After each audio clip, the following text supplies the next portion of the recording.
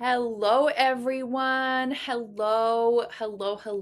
I am so excited to be back on another fabulous episode of Thrive with Ina podcast. And today we have a very special guest. Erica Ferraro is a friend of mine, and in fact, a yoga student of mine whom I met through one of my yoga studios. And I'm so excited to catch up on her journey. She's done a lot in the last few months. And without any further ado, here's the intro. Erica Ferraro is an infertility advocate and a published author of Moving Mountains for Motherhood, the first professionally published infertility survival guide in the United States.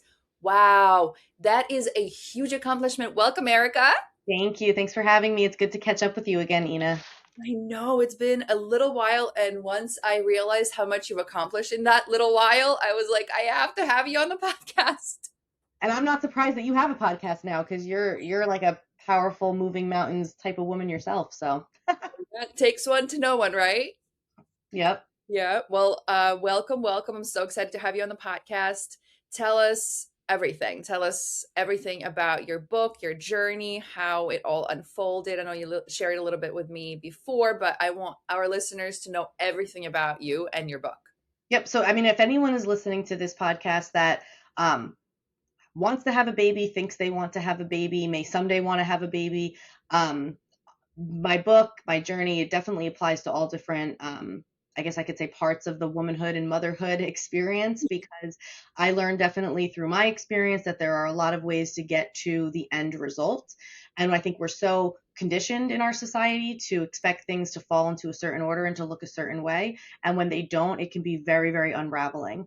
And so I personally experienced that. When I was 29 years old, I was diagnosed with endometriosis, stage 4, which is a pretty advanced stage of endo. I was undiagnosed and untreated for 19 years unknowingly, although I had every symptom in the book possible. One thing I always say to people is if you have a period and you have pain, what I've learned is that that's not normal. Periods should not be painful. They should be slightly, maybe uncomfortable at best. You should not have to miss work or school or not be able to go to the gym or function or whatever because you have your period.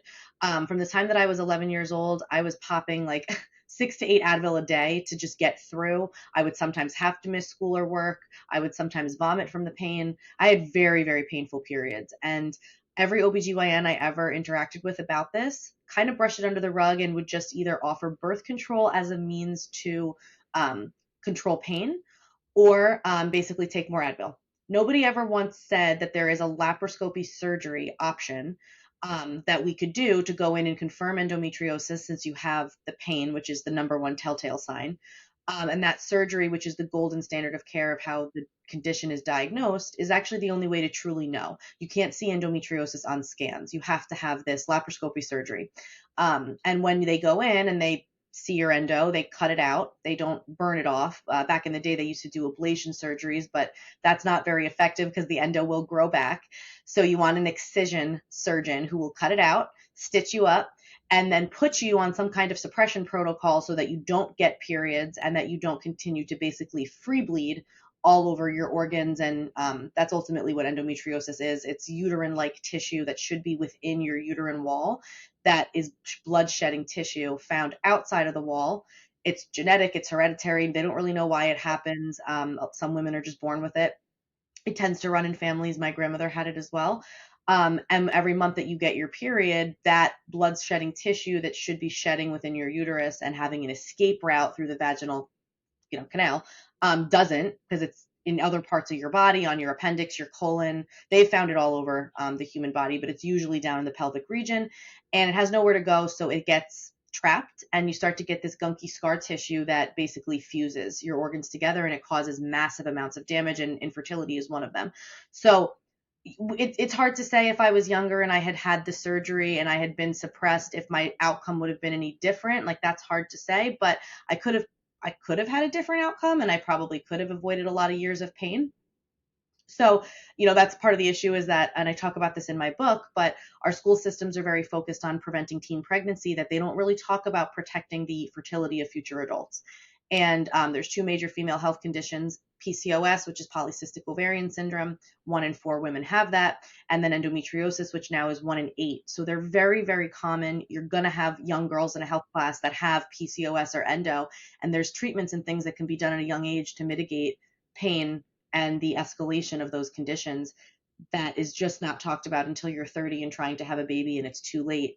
And so sharing that knowledge is something that I've become very passionate about, because I feel like if there's one person who could maybe understand what's going on in their body at an earlier, part of their life, maybe they would make different choices. Maybe they would freeze their eggs. Maybe they would be on a medication. I don't know, but they'd have more knowledge, and with more knowledge is power. And so that was why I decided to start blogging when I was 29 and got diagnosed with endo and did multiple rounds of IVF without ever being able to make a single embryo, because my egg quality was so poor and so diminished from the inflammation of the endo on my ovaries that I was basically in perimenopause before my 30th birthday. And it was like a 50-year-old trying to have a baby. My eggs were very, very, very damaged from that. So, if there's one person that I could reach through my advocacy efforts, I do a lot through my Instagram. I run support groups. I had a blog that was very active. Now that blog has been turned into a professional work. But that's my goal, is to just provide a little bit more awareness around what I went through. So maybe somebody could have different options earlier on in their life. Yeah. It is amazing how you turn your pain and suffering into something of a bright future for other people. It really is admirable, and I literally am tearing up over here. I mean, I am so proud to know you and to see how passionate you are about helping other people um, have a baby, have a family, and giving a life to someone, even though you are suffering. That is amazing. Such a mom drive in you. It's amazing. I love this. Well, I always say to people, I say, and I just had this conversation at a dinner the other night at a work event. Somebody was saying, like, they're not sure if they want to have a baby, and if it didn't happen naturally, they don't think they do IVF. And I said, that's fine. Like, the reality is this: if you really, really want one, like I wanted one so bad I was going to jump off a cliff if I couldn't have one. Like, it was do or die, life or death. That's how it felt to me. And it didn't matter. Like, some people say, well, I only would want one if I'm in a marriage or a partnership. I'll be honest with you, I really just wanted to have a baby, and I really wanted to be a mom since I was a little girl. So in my head, I was having a kid, whether it was through adoption or single mother by choice and using donor sperm. Obviously, as I got older, I realized I needed to use donor eggs, and we'll get into that. But I wanted it. So I tell people it's a personal choice. It's not really a circumstantial choice. If it's circumstantial, you need to really think about why you want it, right? Like, children change your entire life. It's a very selfless act when you become a mom. And if you're not ready for that and you don't want that, then there's nothing wrong with that. But if you want to become a mom, there are so many ways to do it. You will find a way. And so if you're not finding a way, then maybe you just don't really want it that bad. And there's also nothing wrong with that. But if you do want to have a baby, there are so many ways to get there. And IVF does not work for everybody. IVF is, I like to kind of refer to it as a, like, step in the process to figure out how you're going to go about having a baby. It's kind of diagnostic. It's almost like a diagnostic tool. You have to get your eggs out of your body and your sperm out of your partner's body or whatever it is to understand the quality of those gametes, and then what that looks like from a fertilization standpoint, from a health standpoint of the embryo. You're not going to know that unless you go through the IVF cycle. And the result may be no. Like, the eggs aren't good enough, the sperm are not good enough, there's not genetic compatibility, like the fertilization rates are bad, like there's not, and maybe doctors can do things to help, but maybe they can't. And if they can't, now we know, and we move on to the next step, which for many people is either donor sperm, donor eggs, or embryo adoption. Or for other people it is, traditional adoption. And then of course you have folks that have the eggs and the sperm but they don't have the uterus, and that gets into the surrogacy piece. And Yep. sometimes people need both, an egg and a uterus. So I actually capture all these different unique situations through 15 real life stories from different influencers and notable people in this space that I've connected with through my advocacy work. They share their stories in the third party reproduction chapter of my book. And I also capture the thoughts of somebody who went through years of IVF and then chose to be child free, because you also have an option to stop and to choose to not have kids. That's also a very valid choice. So I like to represent all the different various paths and choices that you have, because what I felt when I went through infertility was that I didn't have choices and I was backed into a corner. And when you feel backed into a corner, you get very dark very quickly. You have to be able to see that there's different paths and alternative routes. And that was really like the mindset of why I wanted this book to exist and come to life, because I wanted somebody who felt like they didn't know what their next step could be. I want this to be like a little light in the dark for them. And like I said, I was going to self publish this book. I had no intentions of it being professionally published, but through my Instagram and TikTok and some advocacy work I was doing online, I got connected with publishers. My publishing company is called Four Clovers Publishing. They're based out of New Jersey, and the publisher does a lot of advocacy work around different routes to motherhood, raising children with disabilities. Her niche is kind of like self-help books around those type of topics. So the book fit really well with her mission. And it turns out that we also both went to the same college, which we did not know about until we got connected. So small world. Very small world. Yeah, I was just going to ask, how did you decide to become an author? So I started blogging as a way to like process emotions, because I've always loved to write. I'm a strong communicator. Like communication is my way of processing things, talking things out, writing things down, etc. So I started a blog called movingmountainsformotherhood.com, and I created an Instagram account that went with that blog. And then I was putting articles out, and they were categorized. Like I would have female health condition articles that would talk about all these different things I was learning about different conditions. Then I would do like more emotional pieces. I did one piece that had like over 10,000 views. It was my biggest like blog hit, and it was baking life's sweetest miracle. So it's a baking analogy for how to explain infertility to people that are not going through infertility. And that came out right around the holidays, so it was very like apropos for people that were going home for Thanksgiving and probably going to be asked, when are you and your partner having a baby? So I did a lot of layman's terms explanations of different emotional situations that you may find yourself in. I also wrote an article, how not to be a jerk and support your infertile friends. So I like explained to people how they can best support people going through this, the things to say, the things not to say. And again, like nobody is trying to be insensitive. Most people actually love you and want to support you, and they're just coming from a place that they just don't know. Like it's the ignorance piece of it. So I wanted my blog to have a wide reach of people going through infertility, but also maybe people that know someone going through infertility, because there's not a lot of resources that tell you how to best support someone. So it was just a blog, like a WordPress that I was doing to emotionally process what I was going through. And that morphed into a book because it was actually my mom who said to me at one point, like, Erica, what are you going to keep paying like a couple $100s a year to own this website? Like, at some point, you're not going to do that anymore. You have over 75 published articles. They're really good. People read them, they like them, they comment on them. Like, they have to live somewhere. Where can they live forever? So that's how it started. I kind of was like, well, let me look through my blog and see what kind of book this is. And it was giving like survival guide, like, because it's very all encompassing. Also, I've worked for over a decade in the pharmaceutical industry in sales and marketing. So I have a very unique perspective on um, the business end of healthcare. And so even though I was a patient and I can speak to that perspective through my professional career, I have a very strong passion around patient advocacy and making sure that like when you're working with your insurance company or you're talking to your doctor or your nurses, like that you're advocating for yourself and your care, and you kind of like are taking an active role in that. But also on the business end of it, I also understand like clinical studies and like why certain drugs are like the recommended pathway versus others based on insurance plans and coverage and doctors and networks and all that. So like I infuse that knowledge into this book to make the patient reading it a stronger advocate for themselves when they go and they are seeking like an embryologist or an endocrinologist or a fertility specialist. I have questions, and it's like almost workbook style of like things you can ask when you're interviewing a clinic and you're trying to determine if they're a good fit for you. And I have fundraising ideas for ways to supplement the exorbitant costs of IVF, but I also have good key questions to ask your insurance company, because there's a difference between pharmacy and medical benefit. And some people don't realize that they actually have more fertility coverage than they might have thought.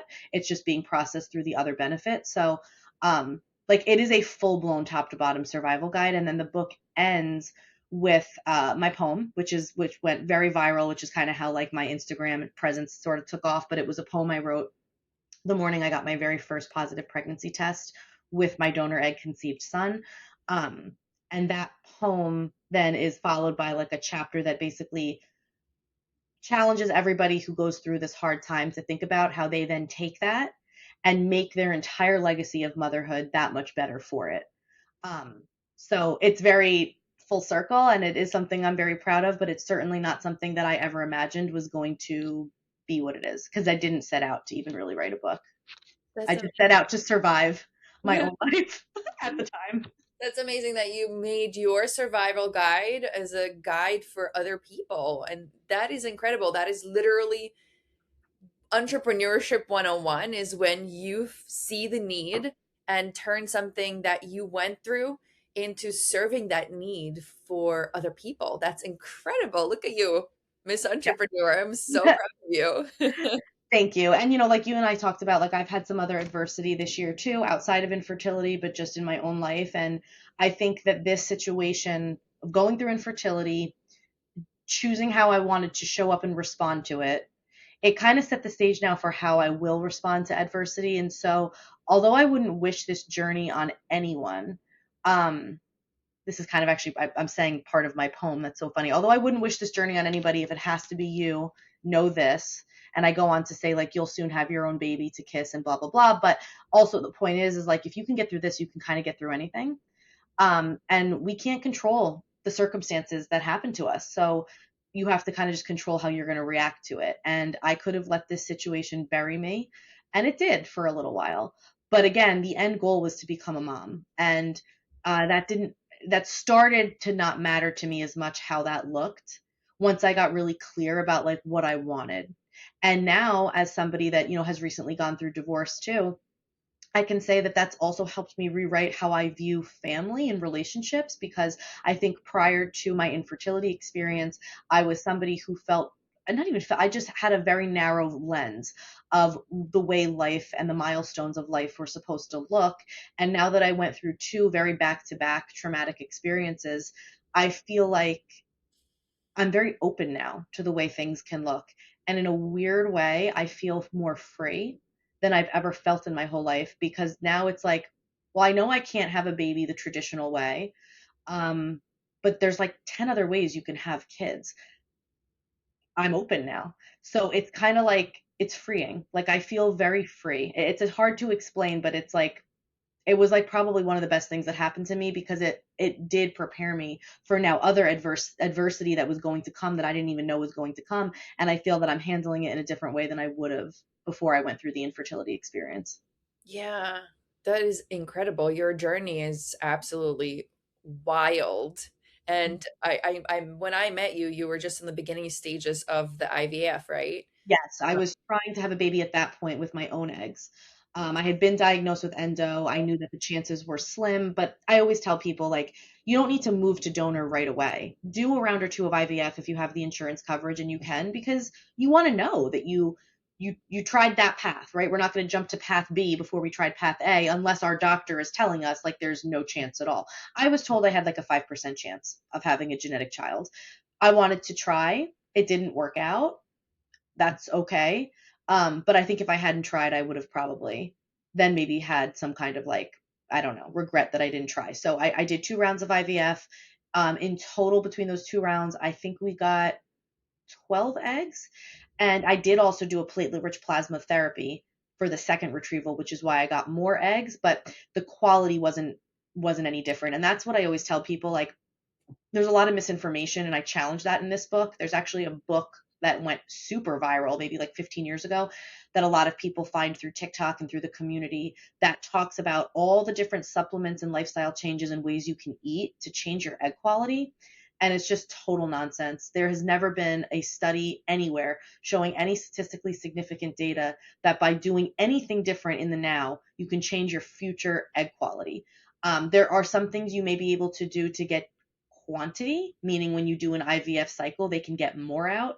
But the actual quality, and it's so patient shaming because it makes you think that it's the way you ate or the way you, I don't know, worked out or didn't work out or slept or stressed. And really, at the end of the day, egg quality kind of is what it is. Maybe there are certain environmental factors through your life that you probably don't even know about at the time that are contributing to that. But I mean, there's women that are born just with no eggs at all. And they don't find that out until they like are 16 and they haven't gotten their period and like what's going on. There's women like me that got periods their whole life, but their egg reserve was so bad because of this undiagnosed endo. That's not anybody's fault, but your egg quality is something that from the time you're born to the time you die is continuing to diminish and get worse over time, not better. It is not like sperm that regenerates. So the narrative that you can take all these supplements and do things to increase your egg quality in 90 days, it's very damaging. It's very false. I talk a lot about it in the book, and I did co-author the book with 8 different licensed therapists, embryologists, and fertility doctors throughout the United States. So my book is extremely medically accurate and it's backed by science and data. I didn't want to put anything medical in a book that I didn't have multiple doctors' eyes on.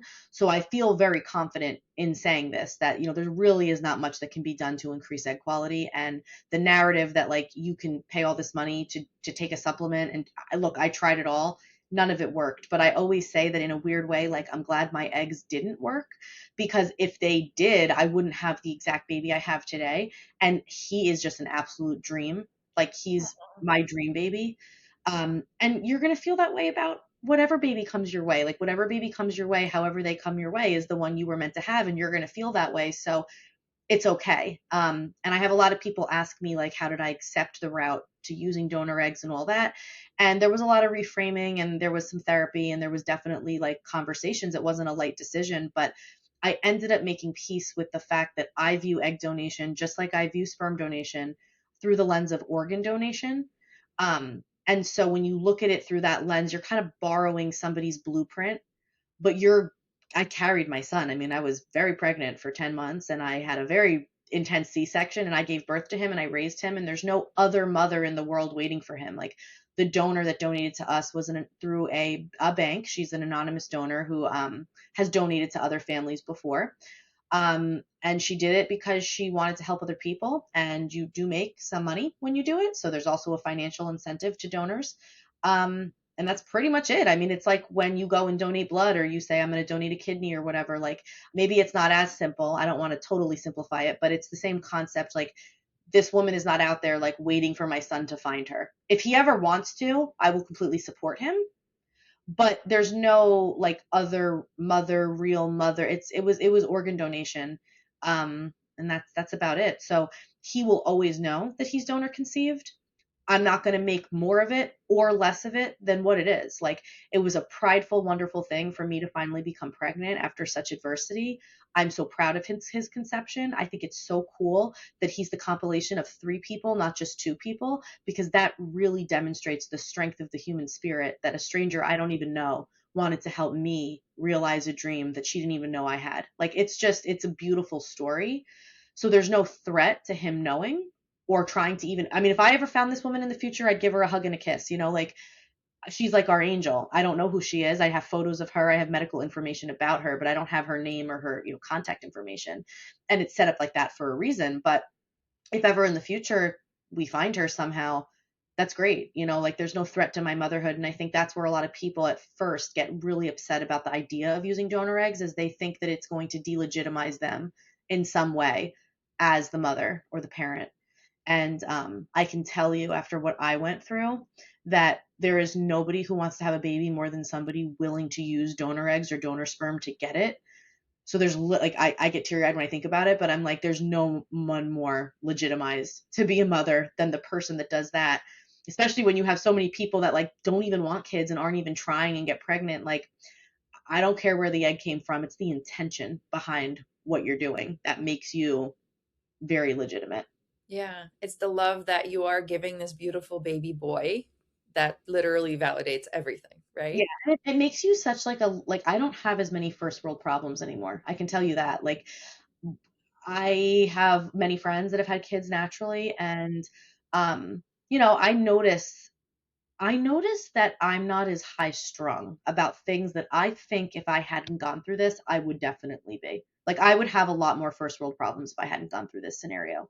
And again, like some of the adversity I faced after giving birth to my son, I think would have derailed me more than it did. I had a lot of people say to me like, "Wow, you bounced back really quickly, like post, divorce, and I started my whole life over, earlier this year." And I'm like, "Yeah, I've done it before. I literally did it before. Like I had to reframe my entire concept of who I was and what motherhood meant and what family building meant, and like I I was the one person for years in all my groups of friends that like couldn't get pregnant, wasn't getting pregnant. I'm going to baby showers. Like I had 14 baby showers I remember in one year, and it was the year that I learned I couldn't have genetic children. And I'm sitting there like trying to be happy for others while also trying to handle my own emotions, and that was a really good experience because at the end of the day, like everyone's on their own unique path. And I don't want, and I said, I'm going to support everybody however they get to where they get to, because I don't want to eventually get to where I get to and turn around and no one's behind me.